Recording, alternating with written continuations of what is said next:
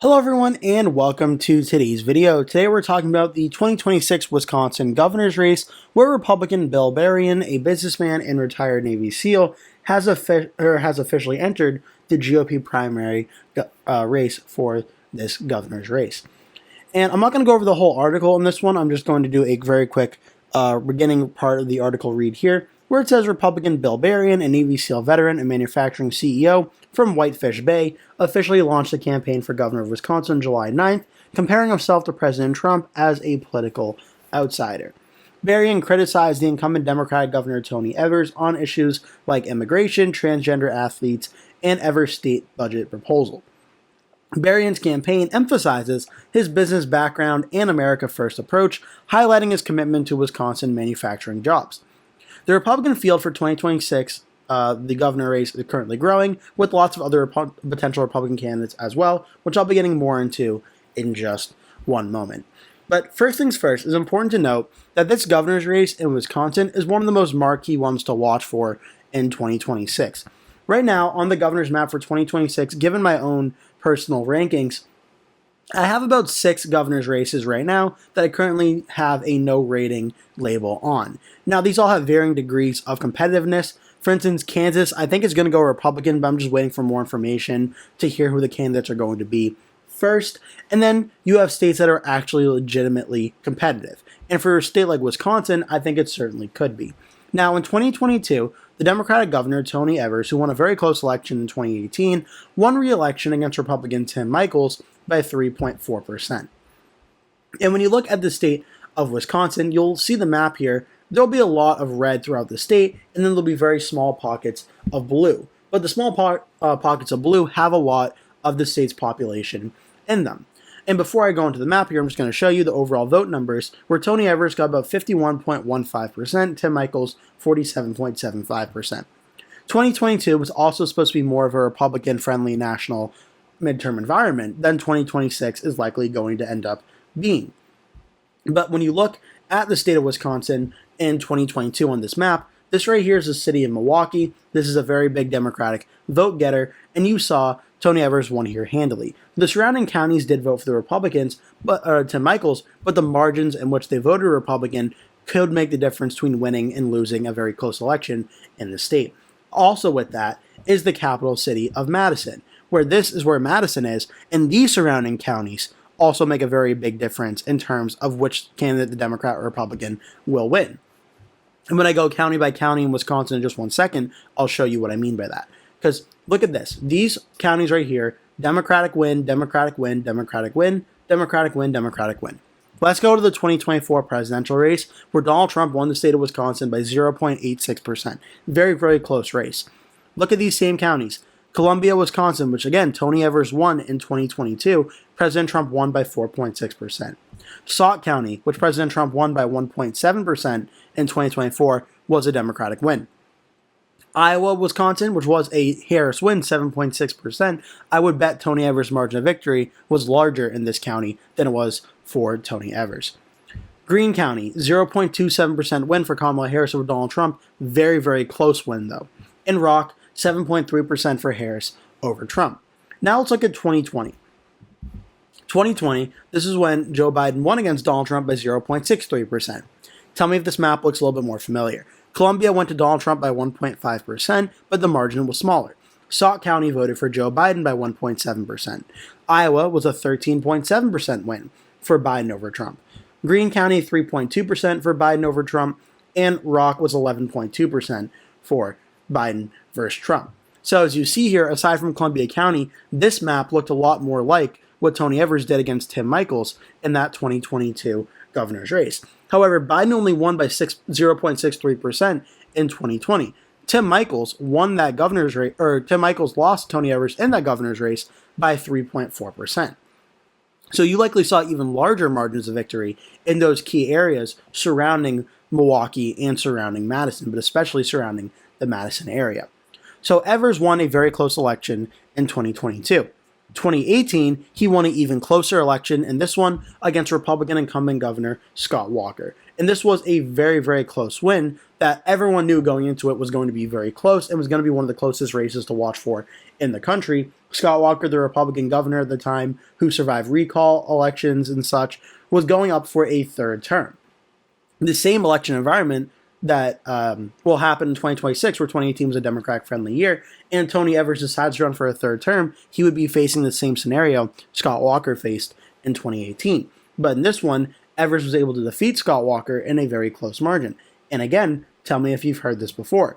Blue right here, blue right here, blue right here, blue right here, blue right here. Tony Evers has done a very good job in the surrounding Madison area and running up the numbers in these close counties, where other Democrats, like Kamala Harris in 2024, could not do that. Scott Walker still getting 48.44% of the vote. Very, very close race here. Scott Walker did about a point or so better than Tim Michels did in 2022.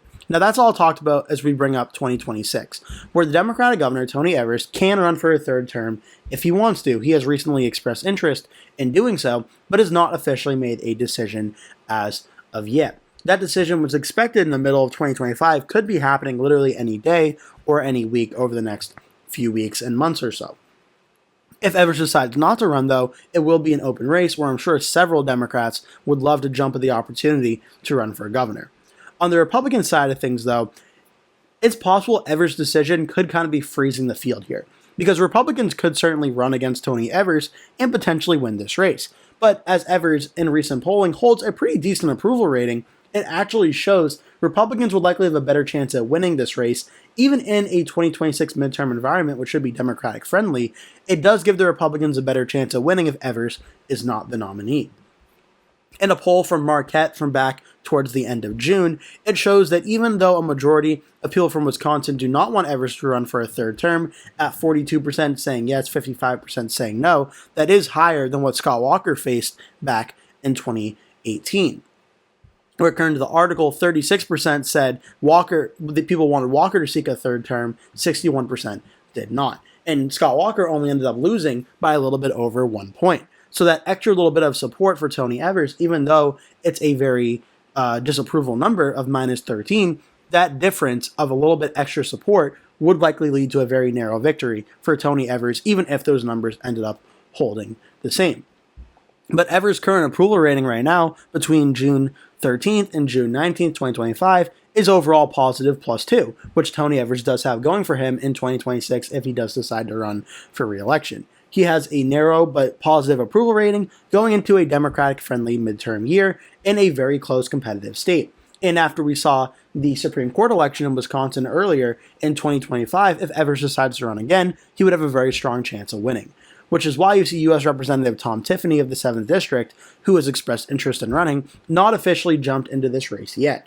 If it's an open race, I would bet Tiffany certainly probably will be running for this race. If Evers decides to run, it could be more of a, do I want to risk losing my U.S. Representative seat, which should be a safe Republican win in all likelihood, versus running for an open governor's race will have a better chance at winning than against Evers. But right now, Bill Berrien is in this race, as well as Joe Showman, a Washington County executive. But no disrespect to these two men, someone like Tom Tiffany, a U.S. representative, would likely have higher name recognition in a Republican primary and would be more likely to receive the endorsement of President Trump, seeing as they have proven election history in recent years. And after President Trump endorsed Tim Michels in 2022 in the Republican primary, he likely wants someone that has a better chance at winning the general election for sure in 2026. Now, a few other Republicans that are listed as potential candidates particularly catch my eye. These are Eric Hovde, who was the Republican nominee for Senate in 2024 in a very close race, and Tim Michels, the nominee from 2022.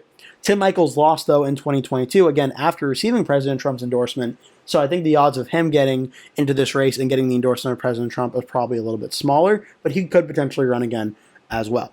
Eric Hovde is very interesting, because Eric Hovde in 2024 lost to Democratic Senator Tammy Baldwin by 0.85%. Now, this was on the same ballot as President Trump winning by 0.86%, so it was almost an exact flip of the Republican and Democratic Senate margin of victories here. But Tammy Baldwin, back in 2018, won by 10.8%. So a likely Democratic win by a very large margin here. Eric Hovde came very close to defeating Baldwin in this Senate race. Very, very close. And Hovde, you'll see here, we actually see Columbia County going red for Eric Hovde in this scenario, and very close margins in this neighboring county as well. So Hovde put up a very close race in this Senate race. Could he potentially pivot that into a governor run in 2026? Could be possible. But again, going up against Tony Evers, who put up very impressive numbers in 2022 and in 2018, would he want to do that after running such a close race in 2024, or would he rather do it if it was an open race? That all remains to be seen. But talking about 2026, right now this race is certainly going to be one of the closest marquee matchups to watch for in 2026. If Tony Evers decides to run, I would have this race starting out as lean Democratic, where right now that would be a 1 to 5 point Democratic win, and I think Evers standing as a popular governor and with good approval numbers and a good election environment for the Democrats sets him up to win. Now, if Evers decides not to seek an additional term, this does give the Republicans a better chance of winning, in my opinion, and the Republicans will likely have a candidate at least with higher name recognition or on par with whoever the Democrats end up nominating. It'll be a lot closer, but again, given the election environment in 2026 is supposed to be more Democratic friendly, I would still start Wisconsin's governor's race off as at least tilt Democratic, which is a very similar category to what I have the state of Michigan starting out with. Another key caveat here is Republicans have done very well in the state of Wisconsin when President Trump has been on the ballot at the same time. Trump won by 0.86% in 2024. Trump in 2020, which it very narrowly went for the Democrats by 0.63%. And in 2016, Trump won the state by 0.76. Senate elections, for instance, in 2022, Ron Johnson, the Republican, won by 1%, a close Republican win, but he did win in the Republican-friendly midterm by about 1 point. 2018, the Democrat Tammy Baldwin, without Trump and the Republicans at the top of the ticket, a Democrat-friendly midterm year, went Democrat by 10.8%. At the governor level in 2022, Tony Evers won by 3.4%, and in 2018, won 1.1% for the Democrats against a Republican incumbent. And this even goes down to the House level a little bit as well. When you can look at 2022, Wisconsin's 13 was about a 3.7% win here. Actually pretty close. 2018, however, it was drawn differently, but this was a Democratic seat. So the Democrats seem to do better in the Rust Belt in Wisconsin, Michigan, and Pennsylvania when President Trump is not at the top of the ticket. And that could be something key to watch for 2026, and may even play into the fact of Tony Evers deciding to seek a third term or not. But things are certainly underway in the 2026 Wisconsin governor's race, and until Tony Evers makes a decision on if he's running again or not, that will likely depend on if the field is going to grow and who Republicans or Democrats are ending up running for those nominations. I hope you enjoyed this video. Make sure to like and subscribe if you did. Leave your thoughts down below. I'll do my best to answer any questions or comments that you have. Also, make sure to keep coming back and watching my videos as I post multiple videos every single day that I'm sure you're not going to want to miss. Thank you so much for watching. Hope to see you in a future video.